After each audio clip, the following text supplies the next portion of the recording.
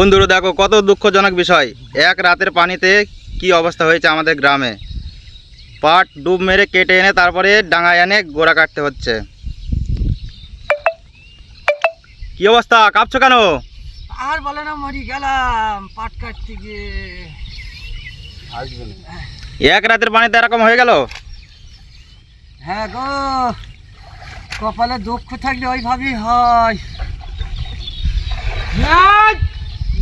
ওই দেখো বন্ধুরা, ওই ছেলেটা ডুব মেরে মেরে আনছে পাট, আর এই ব্যক্তিটা গোড়াগুলো কাটছে।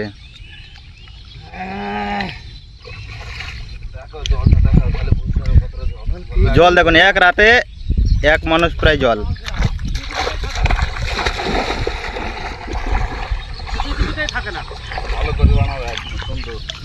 ধন্যবাদ বন্ধুরা, চাষি ভাইদের জন্য একটু ভিডিওটা শেয়ার করে দেবেন।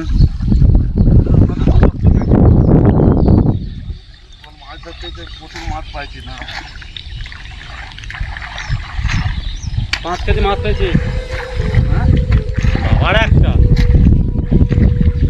বলছি, হ্যাঁ তোর এটা একটা দেখ। হ্যাঁ তোর এটা না কিছু ব্যাপার